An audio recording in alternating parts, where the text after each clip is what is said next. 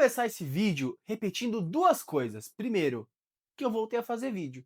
Tava desaparecido aqui do canal, eu sei, por erro meu, por problemas com organização de rotina, mas que tudo já está se encaixando e entrando nos trilhos para aparecer aqui mais frequentemente, ainda mais nesse período de Copa do Mundo. E também o que se repete é um 7-1. 12 anos, quase 12 anos depois, a Alemanha volta a fazer um 7-1. Dessa vez não foi no Brasil. Muito obrigado a todos os envolvidos. E Curaçao, não sei como chamam quem nasce em Curaçao, mas sejam bem-vindos. O sentimento é esse aí mesmo. Mas para falar sobre a Alemanha, que joga muitíssimo bem, ainda assim tem algumas coisas que precisam ajustar, mas dentro de um placar que fica 7-1, é difícil você encontrar erros, mas tem alguns.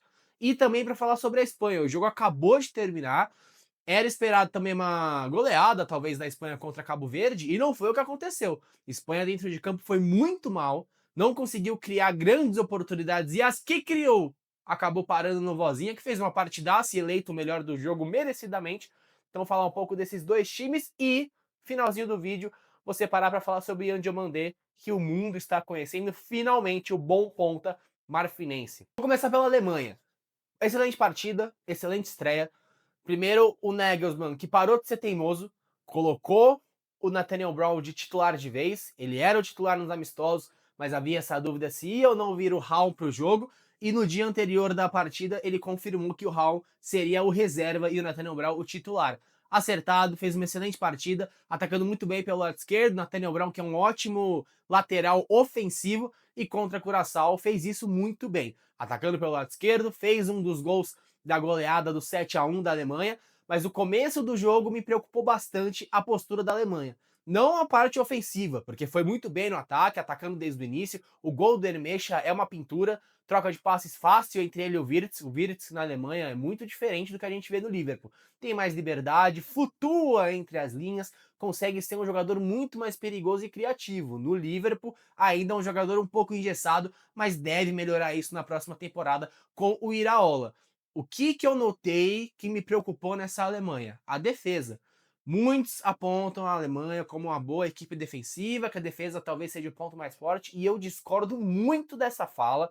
Para mim, nas eliminatórias, a Alemanha teve dificuldade para se defender.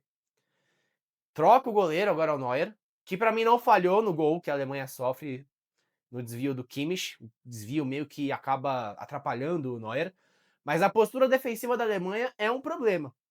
Antes desse gol de Curaçao, o Jonathan Tah já tinha saído muito mal em um lance e quase gerou o primeiro gol de Curaçao quando já estava 1-0 para a Alemanha.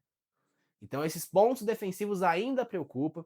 O Kimmich ter que jogar na lateral é porque não tem um lateral direito bom, então não tem essa força no meio-campo com o Kimmich. Tudo bem que o Pavlovic e o Enmecha em específico fez uma partidaça, foi um dos melhores, se não o melhor em campo, é que o Havertz fez 2 gols, um Davi participou de 3 gols, mas o Kimmich na lateral direita foi muito bem.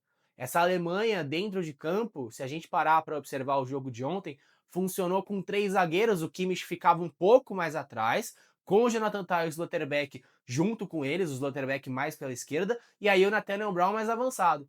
Então a Alemanha ficava com uma linha de 6 no meio-campo e o Havertz mais avançado. Funcionou muito bem o coletivo da Alemanha, como já vinha funcionando há alguns jogos, mas precisava da Copa do Mundo para ter essa certeza. Curaçao é o grande teste? Não. Evidentemente que não é, porque é a seleção mais fraca desse grupo, mas numa Copa do Mundo, onde algumas surpresas podem aparecer, igual apareceu agora com a Espanha, é importante você conseguir fazer uma vitória que impacte, que gere confiança para sua equipe. Então a Alemanha conseguiu e isso é um ponto positivo. Mas para mim o grande teste mesmo será os próximos 2 jogos contra a Costa do Marfim e contra o Equador. Principalmente contra a Costa do Marfim, que é uma seleção muito forte fisicamente e é uma seleção muito rápida, com uma transição muito veloz. E com o Yan Diomandé contra o Equador a gente conseguiu ver isso muito bem.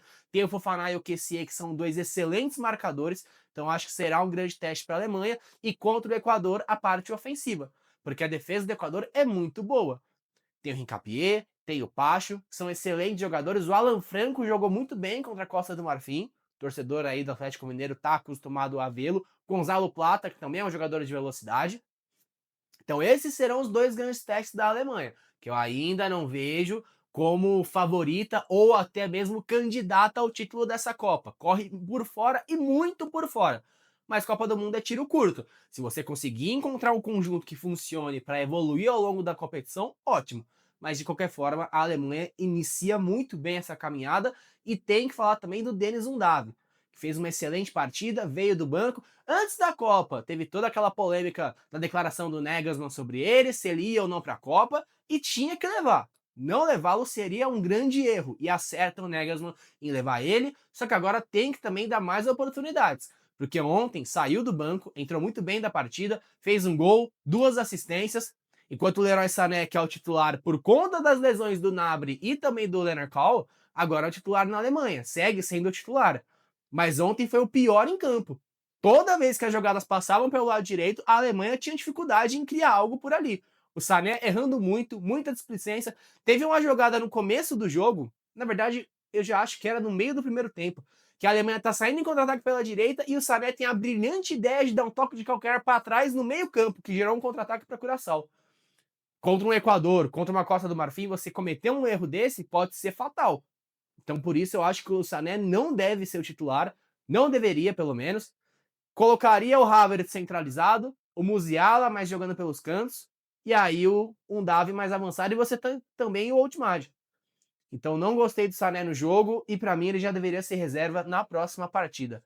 Mas saldo positivo para a Alemanha, uma excelente estreia. E só mais um ponto para finalizar o tópico da Alemanha, Manuel Neuer se tornou o jogador da Alemanha mais velho a entrar em campo pela Alemanha em uma Copa do Mundo, e também a Alemanha superou o Brasil em gols marcados nas histórias da Copa do Mundo, com essa goleada contra Curaçao. Então, mais uma vez, um 7-1 afetando diretamente o Brasil. Agora a Alemanha é a maior goleadora das Copas, além de ter o maior goleador das Copas do Mundo, que é o Miroslav Klose.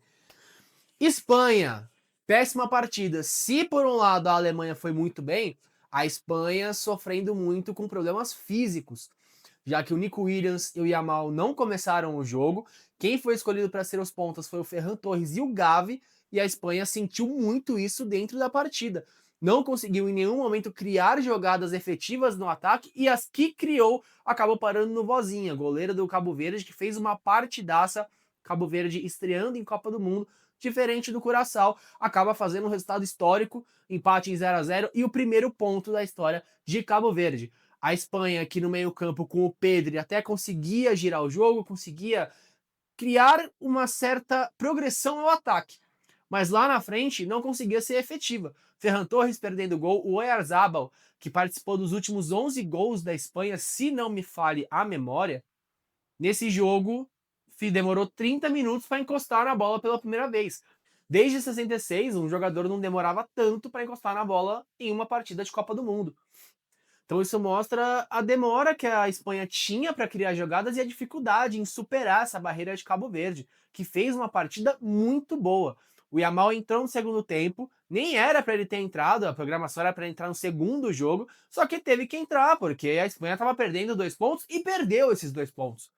Empate bom para Cabo Verde, para a Espanha é preocupante por conta desse nível físico, que ficou bem abaixo. Cucurella, que agora é jogador do Real Madrid que não teve nenhum jogador convocado para a Copa do Mundo, pela primeira vez da história, nenhum jogador da Espanha foi convocado jogando pelo Real Madrid, e agora tem um jogador na Copa que é o Cucurella, que era do Chelsea, agora na próxima temporada defenderá os merengues, mas uma partida muito abaixo da Espanha que preocupa. É um grupo que tem Uruguai, tem Arábia Saudita, que são boas seleções, bem treinadas. O Uruguai também tem problemas físicos. O próprio Arrascaeta não deve jogar, pelo menos nesse início de Copa do Mundo. Lesão na clavícula, depois outra lesão muscular.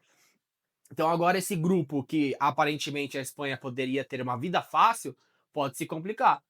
E se a gente pegar o recorte desde 2010, quando a Espanha venceu a Copa do Mundo pela primeira vez, de lá para cá, somente 3 vitórias em Copa do Mundo. Venceu a Austrália em 2014 na Copa do Brasil, venceu o Irã na Copa da Rússia em 2018 e venceu a Costa Rica na Copa do Catar. Então preocupa esse momento da Espanha, que é uma das favoritas da Copa, ao lado da França, ao lado da Argentina, ao lado de Portugal. A Argentina que também você não consegue cravar como que vai chegar para essa Copa do Mundo. Mas a Espanha chega abaixo, fez uma péssima estreia e agora preocupa para os próximos jogos. Agora para finalizar, Ian Diomandé. O mundo foi apresentado a Ian e Diomandé. Fez uma partidaça contra o Equador, um bom jogo, tá? Equador e Costa do Marfim fizeram um dos melhores jogos dessa primeira fase de Copa do Mundo até aqui. Lembrando que eu tô gravando esse vídeo entre o jogo da Espanha e o jogo da Bélgica. Então daqui a pouco tem Bélgica e Egito, só para vocês saberem a linha temporal onde me encontro nesse momento nessa primeira rodada de Copa do Mundo. O Ian Diomandé, que foi a revelação da Bundesliga na última temporada, é um dos principais, se não o principal jogador da Costa do Marfim hoje, que também tem QC, tem o Fofaná, tem o Singo, que é um ótimo lateral direito, também consegue jogar muito bem pela zaga. E o Diomandé conseguiu acabar com o jogo ontem. As principais oportunidades vieram do pé dele. No começo do segundo tempo, ele cria uma jogada que a bola vai na trave. Ele começa também a jogada do gol da vitória da Costa do Marfim no final da partida.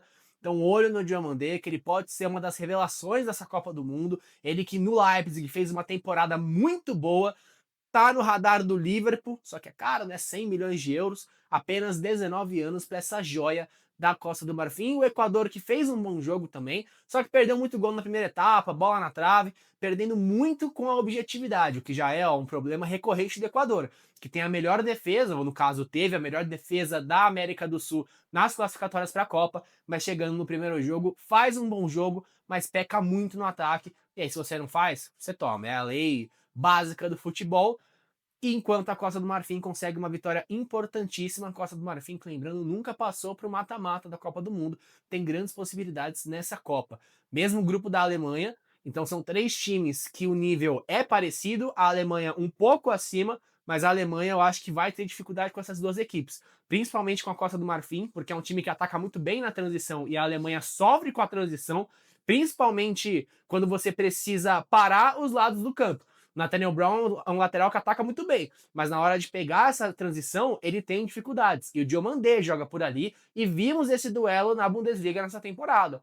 Então, olho nesse confronto de Alemanha e Costa do Marfim, e contra o Equador, aí a Alemanha vai ser uma equipe que tende a criar mais, mas o Equador tem uma defesa muito fechada.